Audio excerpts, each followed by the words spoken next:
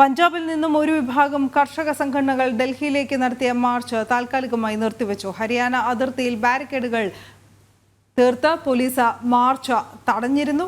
അതേസമയം വിദ്വേഷ പ്രചാരണവും മറ്റും കണക്കിലെടുത്ത് അംബാലയിൽ ഇന്റർനെറ്റ് സൗകര്യം വിച്ഛേദിച്ചിരിക്കുകയാണ്. എസ് നന്ദഗോപൻ വിവരങ്ങളുമായി ചേർന്നു.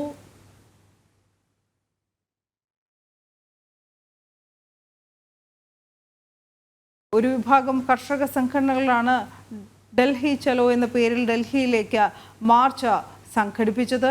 ഇവ താൽക്കാലികമായി നിർത്തിവെക്കേണ്ട ഒരു സാഹചര്യമാണ് ഇപ്പോൾ ഉണ്ടായിരിക്കുന്നത്. കാരണം ഹരിയാന അതിർത്തി എത്തിയപ്പോൾ ഈ മാർച്ച് ബാരിക്കേഡുകൾ തീർത്ത് പോലീസ് തടയുകയായിരുന്നു.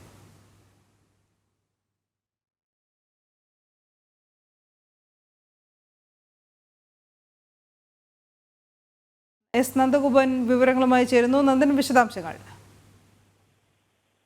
ഭാരതീയ കിസാൻ യൂണിയൻ ഏകത, അതേപോലെ കിസാൻ മസ്ദൂർ മോർച്ച, സംയുക്ത കിസാൻ മോർച്ച, നോൺ പൊളിറ്റിക്കൽ എന്നിങ്ങനെ പഞ്ചാബിൽ മാത്രം വേരോട്ടമുള്ള ഒരു വിഭാഗം കർഷക സംഘടനകളാണ് ഡൽഹിയിലേക്ക് ചലോ മാർച്ചിന് ആഹ്വാനം ചെയ്തത്. കേന്ദ്ര സർക്കാരിനെതിരെ കോൺഗ്രസിന്റെ പിന്തുണയോടുകൂടിയാണ് ഈ സമരം. ഇന്ന് ജയറാം രമേശും ഇക്കാര്യങ്ങൾ കർഷകർക്ക് പൂർണ്ണ പിന്തുണ പ്രഖ്യാപിച്ചുകൊണ്ട് കോൺഗ്രസ് നേതാവ് ഇന്ന് ജയറാം രമേശ് രംഗത്തെത്തിയിരുന്നു.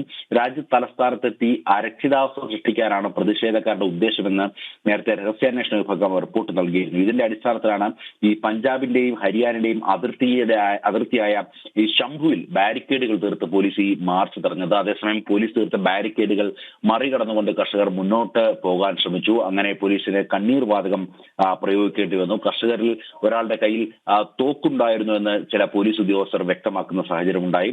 അതേസമയം സമരം ഇപ്പോൾ താൽക്കാലികമായി നിർത്തിവെക്കുകയാണ്. തുടർ നീക്കങ്ങൾ പിന്നീടുണ്ടാകുമെന്നാണ് നേതാക്കൾ വ്യക്തമാക്കിയിരിക്കുന്നത്. ഈ ഹരിയാന അതിർത്തി നഗരമായ അംബാലയിൽ നിരോധനാജ്ഞ തുടരുകയാണ്. വിദ്വേഷ പ്രചരണവും മറ്റും കണക്കിലെടുത്ത് ഈ അംബാലയിൽ ഇന്റർനെറ്റ് സൗകര്യം പൂർണ്ണമായും നിരോധിച്ചിരിക്കുന്നു. അതേപോലെ തന്നെ കൂടുതൽ SMS അയക്കുന്നത് നിരോധിച്ചിരിക്കുന്നു. ഇത്തരം വളരെ സ്ട്രിക്റ്റ് ആയിട്ടുള്ള ആക്ഷനാണ് അവിടെ ഇപ്പോൾ സ്വീകരിച്ചു വരുന്നത്. അതേപോലെ തന്നെ ഡൽഹിയിൽ അക്രമം നടത്തിയവർക്കെതിരായിട്ടുള്ള പോലീസ് കേസുകൾ പൂർണ്ണമായും പിൻവലിക്കുക എന്നുള്ളതാണ് കർഷകർ പ്രധാനമായും മുന്നോട്ട് വെക്കുന്ന ആവശ്യം. അതേപോലെ തന്നെ കർഷകരുടെ കടം മുഴുവൻ എഴുതി തള്ളുക എന്നുള്ള ആവശ്യം ഇവർ മുന്നോട്ട് വെക്കുന്നു. അതേപോലെ തന്നെ മുഴുവൻ വിളകൾക്കും താങ്ങുവില എന്നുള്ള ആവശ്യമാണ് പ്രധാനമായും കർഷകർ മുന്നോട്ട് വെക്കുന്നത്. ഈ കഴിഞ്ഞ ഫെബ്രുവരി മുതൽ തന്നെ ഈ ഹരിയാന അതിർത്തിയായ ഈ ശംഭു മേഖലയിൽ കർഷകർ തമ്പടിച്ചിരുന്നു.